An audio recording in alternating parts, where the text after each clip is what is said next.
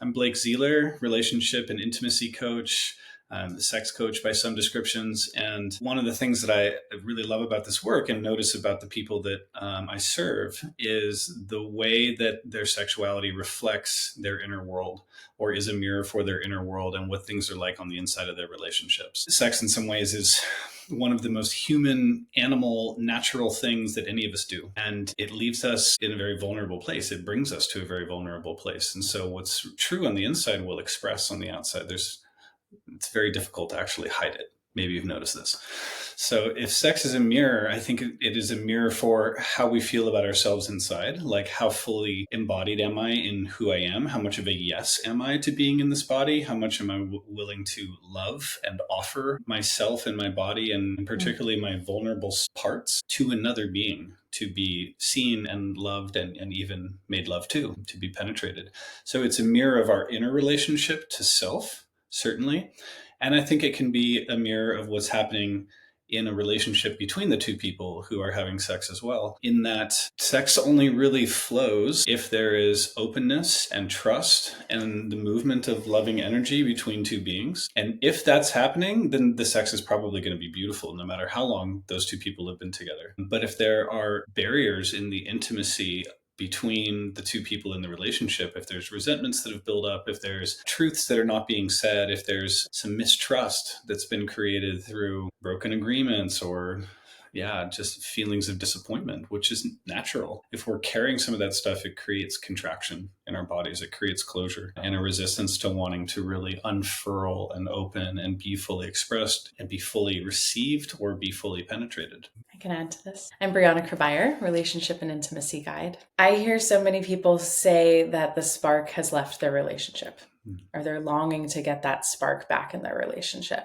And what I'm really hearing them say is that they want that newness and that freshness of what was there when in their sex life, not just in their intimacy. Like, intimacy can be sitting together, holding each other, going out to dinner, spending time with family. It can be so many different layers, being with community. But what I really hear people saying, but they're not saying, is what's happening in their sex life and how they feel inside about the connection of their sex.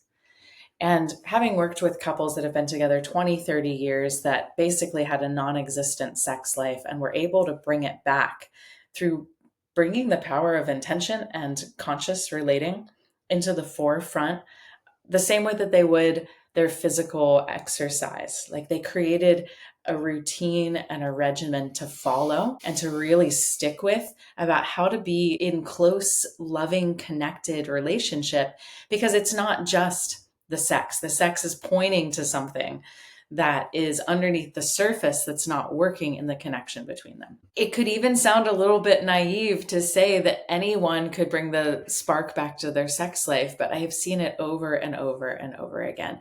And certainly we're entering into our 5th year of relationship, but we've felt the patterns, as sex coaches, as relationship and intimacy guides. Like, we've certainly felt those patterns, and we have to be really intentional to bring it back and be really current with each other. I think that's the piece, is like, what hasn't been caught up on, and where can we lean in to bring more intentionality into our connection point? There are certainly going to be natural cycles and ebbs and flows. So for anybody that's in one of those cycles and ebbs and flows, I think one of the things I'd say is, like, don't worry.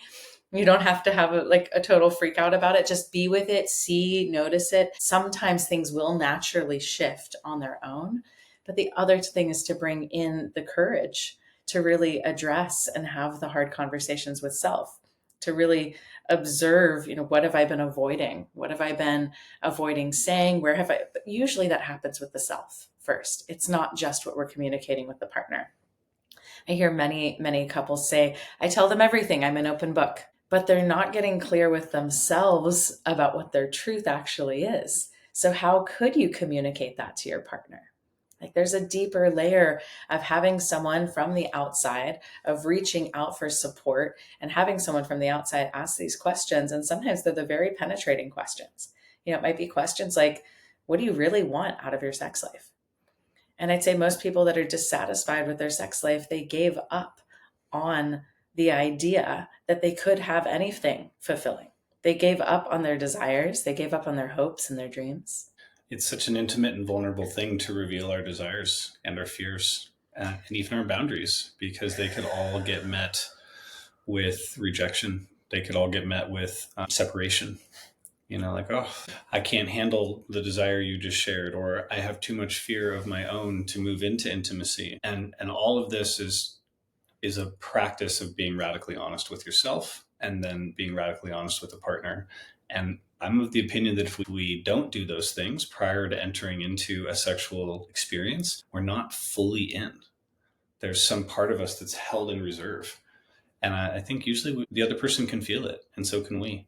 And we can lose presence, lose pleasure, lose connection, lose that freedom of just wanting to stay in the moment.